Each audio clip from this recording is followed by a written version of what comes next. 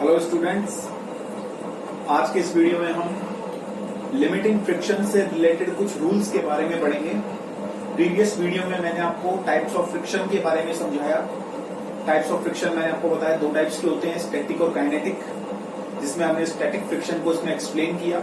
मैंने आपको बताया static friction has two types. First one was your self और auto adjusting friction and second was limiting friction. अब limiting friction को student थोड़ा सा और अच्छे से डिटेल में समझने के लिए मैंने स्पेशल एक वीडियो लिमिटिंग फ्रिक्शन पर बनाया। इसमें हम लिमिटिंग फ्रिक्शन के फॉर्मूले को भी डिराइव करेंगे कि लिमिटिंग फ्रिक्शन का फॉर्मूला किस तरीके से आता है, लिमिटिंग फ्रिक्शन किस चीज पर या किन फैक्टर्स पर डिपेंड करता है। तो इन सारी चीजों को आज के इस वीडियो में एक्सप्लेन करेंगे। तो स्टूडेंट बिना देरी के शुरू करते देखिए, आइए बोर्ड पर।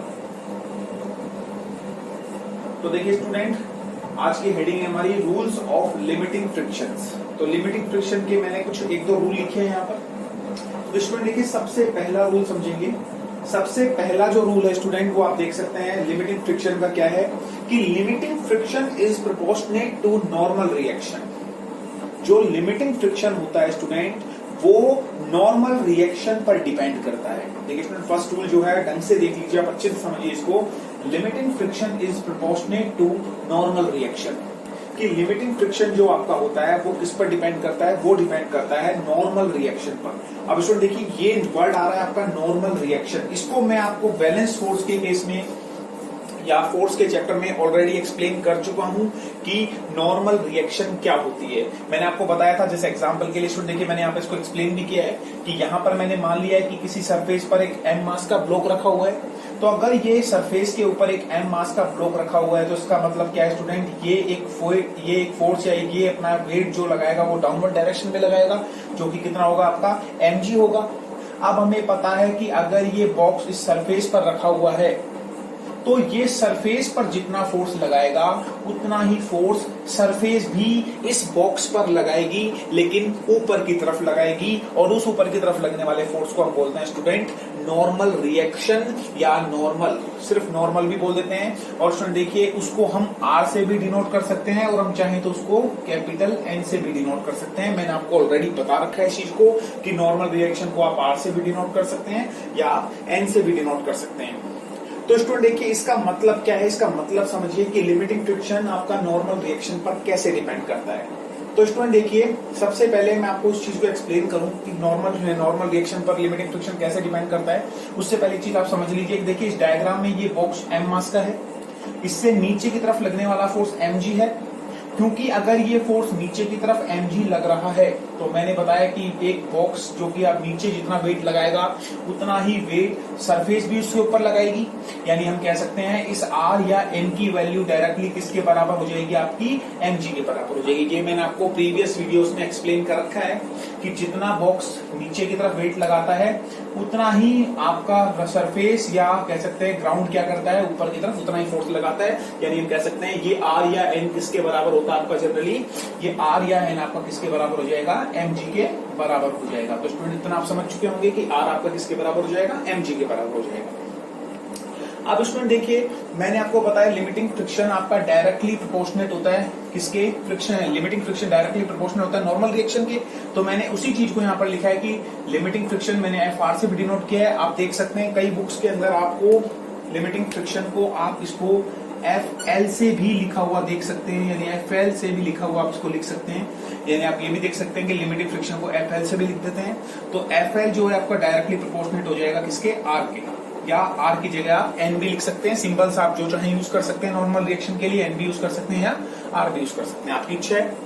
कंफ्यूज बिल्कुल नहीं होंगे, इसके अकॉर्डिंग अलग अलग बुक्स के अकॉर्डिंग अलग अलग सिंबल्स यूज होते हैं। आप R भी यूज कर सकते हैं, आप N भी यूज कर सकते हैं। उसी तरीके से अगर आप चाहें तो फ्रिक्शन के लिए डायरेक्ट FR भी लिख सकते हैं या आप FL भी लिख सकते हैं, जो भी आप चाहें, कोई दिक्कत वाली बात नहीं है इसमें।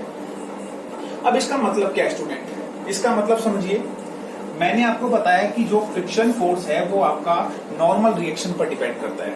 इसका मतलब ये होता है स्टूडेंट, जैसे एग्जांपल के लिए आप समझिए कि मान लीजिए कि ये हमारे पास कोई सरफेस है और इस सरफेस पर एक ऑब्जेक्ट रखा हुआ है 1 किलोग्राम का। तो स्टूडेंट देखिए, हमें पता है जब इस पे एक सरफेस के ऊपर ये ऑब्जेक्ट 1 किलोग्राम का मैंने रखा हुआ है, तो ये 1 किलोग्राम का सरफेस, इस 1 किलोग्राम का ऑब्जेक्ट इस सरफेस पर कुछ ना कुछ अपना वेट लगाएगा।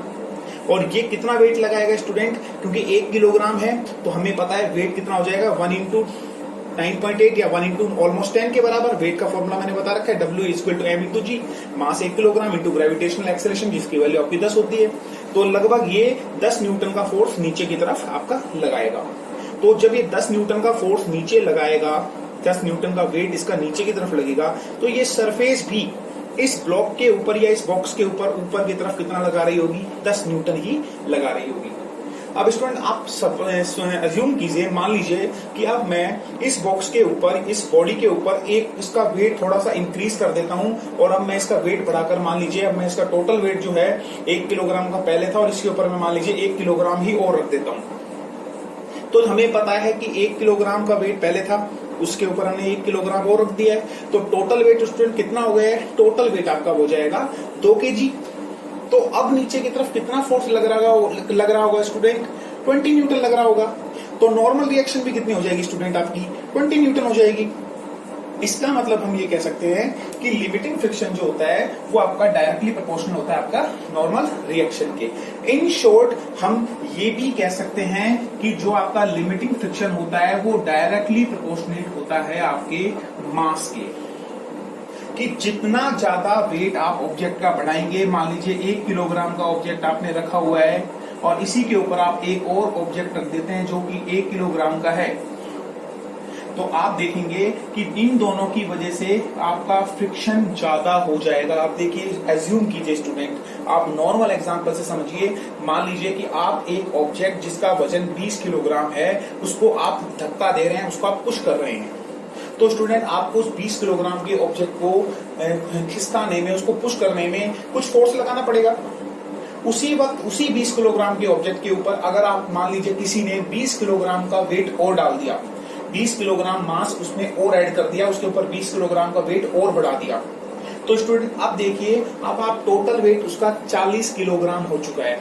तो उस 40 किलोग्राम के ऑब्जेक्ट को अब आप धक्का देंगे तो प्रीवियस केस के कंपैरिजन में अब आपको और ज्यादा डिफिकल्टी आएगी, मतलब आपको फोर्स बढ़ाना पड़ेगा।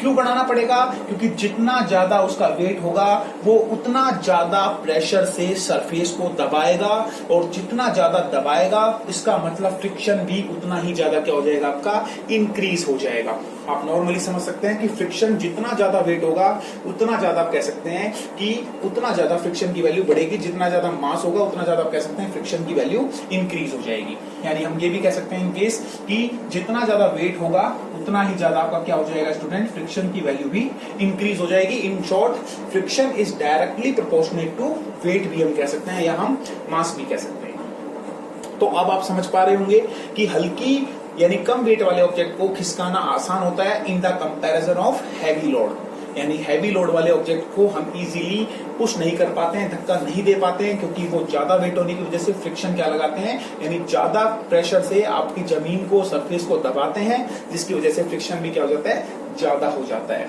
तो अब आप समझ पा रहे होंगे स्टूडेंट कि फ्रिक्शन की वैल्यू आपकी किस पर डिपेंड करती है, डायरेक्टली वेट, या हम इन शॉर्ट कहें तो नॉर्मल रिएक्शन पर डिपेंड करती है। क्योंकि नॉर्मल रिएक्शन मैंने इसलिए लिया है क्योंकि आप देख सकते हैं कि किसी भी बॉक्स को जब आप सरफेस पर रखेंगे तो वो नीचे की तरफ वेट लगाएगा और उतने ही वेट से, क्योंकि अब सरफेस पर वो ऑब्जेक्ट रखा हुआ है, इसका मतलब बैलेंस है, और बैलेंस होने की कंडीशन में आपका वेट और नॉर्मल रिएक्शन क्या हो जाते हैं, बराबर हो जाते हैं। तो आप इन शॉर्ट ये कह सकते हैं कि किसी भी ऑब्जेक्ट का जो लिमिटिंग फ्रिक्शन होगा वो डायरेक्टली नॉर्मल रिएक्शन पर आपका डिपेंड करता है। अब देखिए स्टूडेंट, एक चीज और समझिए, हमने पढ़ रखा है कि फिजिक्स में हम जब भी कोई क्वांटिटी बनाते हैं, उसको सोल्व करते हैं, तो हमें डायरेक्टली प्रोपोर्शनल यानी इस प्रोपोर्शनेट साइन को क्या करना पड़ता है, रिमूव करना पड़ता है। और हर एक जब भी हम इसको रिमूव करते हैं तो एक कोफिशिएंट मानना पड़ता है, कांस्टेंट मानना पड़ता है। तो स्टूडेंट देखिए, जब आप फ्रिक्शन के केस में इस कांस्टेंट को हटाएंगे तो यहाँ पर एक कोफिशिएंट आएगा और वो कोफिशिएंट आपका क्या होगा स्टूडेंट, म्यू होगा। क्या होगा, म्यू। इसको स्टूडेंट क्या बोलते हैं, इस सिंबल को देखिए स्टूडेंट, सिंबल ढंग से देखिए, ये सिंबल कुछ इस तरीके से है और इस सिंबल का प्रोनाउंसिएशन क्या है आपका म्यू, MU, आप इसको क्या बोलेंगे, म्यू बोलेंगे। तो हमारे पास देखिए एक फ्रिक्शन का, लिमिटिंग फ्रिक्शन का एक फॉर्मूला निकल कर आ गया है स्टूडेंट, जो कि क्या है आपका FR is equal to mu into R। इस फॉर्मूले का यूज स्टूडेंट हम क्या करेंगे, न्यूमेरिकल सॉल्विंग में करेंगे, या आप चाहे तो इसको और अच्छे से बना सकते हैं, आप डायरेक्टली इसको और अच्छे से भी लिख सकते हैं कि FR is equal to mu, और हमें पता है R की जो वैल्यू है, नॉर्मल रिएक्शन की जो वैल्यू है, वो किसके बराबर होती है, वेट के बराबर होती है। तो फ्रिक्शन का फॉर्मूला आपके पास जो निकल कर आता है, लिमिटिंग फ्रिक्शन का जो फॉर्मूला निकल कर आता है, वो क्या हो जाता है आपके पास, FR is equal to mu into M into G। और आपके पास स्टूडेंट म्यू क्या होता है यहाँ पर, देखिए फॉर्मूला आपने देख लिया है, लेकिन म्यू क्या होता है स्टूडेंट, तो म्यू यहाँ पर होता है student coefficient of friction. Mu क्या होता है स्टूडेंट, म्यू होता है आपका कोफिशिएंट ऑफ फ्रिक्शन। तो स्टूडेंट ये कोफिशिएंट ऑफ फ्रिक्शन होता क्या है, कोफिशिएंट ऑफ फ्रिक्शन स्टूडेंट आपका ये बताता है, ढंग से सुनिए स्टूडेंट, कोफिशिएंट ऑफ फ्रिक्शन हमें ये बताएगा कि जिस ऑब्जेक्ट को आपने सरफेस पर रखा है, जिस सरफेस पर आपने ऑब्जेक्ट को रखा है, वो सरफेस उस ऑब्जेक्ट को कितना स्ट्रांगली तरीके से रोक रही है मोशन करने से। फिर से समझिए स्टूडेंट, ये कोफिशिएंट ऑफ फ्रिक्शन आपको बताएगा कि जिस सरफेस पर आपने ऑब्जेक्ट या बॉडी को रखा है, उस सरफेस ने उस बॉडी को या उस सब्सटेंस को कितना स्ट्रांगली, यानी बहुत ही कितनी मजबूती से उस ऑब्जेक्ट को पकड़ रखा है ताकि वो मूव ना कर सके। तो स्टूडेंट देखिए वही मैंने लिखा है, ए मेजर ऑफ, म्यू क्या बताता है, a measure of the amount of resistance that is surface exert on a body और सब्सटेंस मूविंग ओवर इट। यानी हमें ये मेजर करके बताता है कि कोई भी सरफेस किसी सब्सटेंस या बॉडी को कितनी स्ट्रांगली तरीके से, कितने स्ट्रांग तरीके से उसको मोशन करने से रोक रही है। ठीक है स्टूडेंट, तो यहाँ से म्यू आपको समझ में आ गया होगा कि FR बराबर आपका क्या होता है, mu into M into G। और इस फॉर्मूले का यूज स्टूडेंट हम करेंगे आपका न्यूमेरिकल सॉल्व करने के लिए। तो इस फॉर्मूले को स्टूडेंट याद रखेंगे, वेरी वेरी इंपॉर्टेंट फॉर्मूला है, FR is equal to mu into M into G। मैं फिर से कह रहा हूँ कि वेरी वेरी इंपॉर्टेंट फॉर्मूला है और इसको आप याद रखेंगे। अब देखिए स्टूडेंट, यहाँ से अगर हम चाहें तो म्यू की वैल्यू निकाल सकते हैं। अगर हम म्यू की वैल्यू निकालें तो म्यू की वैल्यू स्टूडेंट यहाँ से क्या आ जाएगी, म्यू कैसे कैसे रखिए, FR divided by M into G, यानी फ्रिक्शन डिवाइडेड बाय mg हो जाएगा आपका। आप देख सकते हैं कि म्यू की वैल्यू से क्या आ जाएगी, FR डिवाइडेड बाय mg। यानी आप डायरेक्टली चाहें तो म्यू का फॉर्मूला भी लगा सकते हैं कि frictional force divided by normal reaction, इसको भी आप ये कह सकते हैं। और म्यू की यहाँ से डेफिनेशन भी दे सकते हैं कि अगर आप म्यू की अगर आप डेफिनेशन दे, कोएफिशिएंट ऑफ फ्रिक्शन की डेफिनेशन दे, तो आप डायरेक्टली बोल सकते हैं frictional force, the ratio of frictional force to the normal reaction, आप ये भी बोल सकते हैं। अगर मैं इसकी यूनिट्स की बात करूं स्टूडेंट, तो फ्रिक्शन फोर्स की, अगर मैं कोएफिशिएंट ऑफ फ्रिक्शन की यूनिट की बात करूं, तो देखिए स्टूडेंट ये एक यूनिटलेस क्वांटिटी है। उसका कारण समझ लीजिए स्टूडेंट की यूनिटलेस क्वांटिटी क्यों है। तो देखिए स्टूडेंट, फ्रिक्शन जो होता है वो एक फोर्स होता है, और क्योंकि ये फ्रिक्शन एक तरीके का फोर्स है, तो फ्रिक्शन की ऐसा यूनिट आपकी क्या होती है, न्यूटन होती है। क्या होती है स्टूडेंट, फ्रिक्शन की ऐसा यूनिट न्यूटन होती है। और mg स्टूडेंट आपका वेट बनाता है, आपको पता है m इंटू जी वेट को बोलते हैं, और वेट की भी ऐसा यूनिट क्या होती है स्टूडेंट, न्यूटन होती है। तो न्यूटन से न्यूटन कैंसिल हो जाएगा, और क्या हमारे पास क्या निकल कर आएगा स्टूडेंट, 1। और 1 आपको पता है यूनिटलेस क्वांटिटी को माना जाता है। कोई भी नंबर जो है उसको हम यूनिट नहीं मानते हैं, तो म्यू की ऐसा यूनिट क्या होती है स्टूडेंट, म्यू की कोई यूनिट नहीं होती है, ये यूनिटलेस क्वांटिटी है।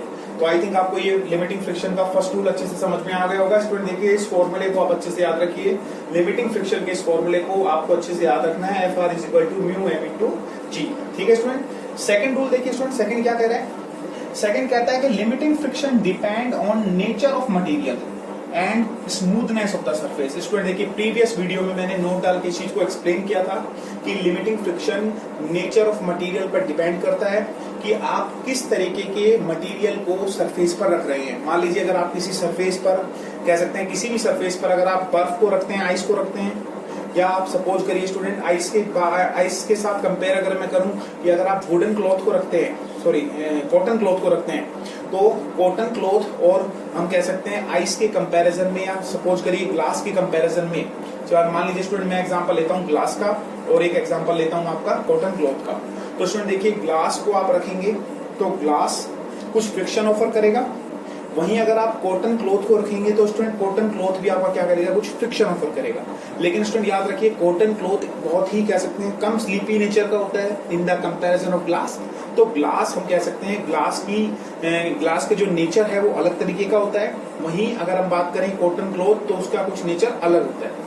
तो वहीं पर ग्लास की अगर मैं बात करूं तो उसका फ्रिक्शन कुछ कम होगा, सॉरी इसमें ग्लास का फ्रिक्शन कुछ कम होगा, ठीक है बिल्कुल, ग्लास का फ्रिक्शन क्या होगा, कम होगा। और आपका हम कह सकते हैं इसके अलावा जो आपकी कॉटन क्लॉथ होगा उसका फ्रिक्शन कुछ ज्यादा होगा, ठीक है स्टूडेंट। तो आप समझ गए होंगे।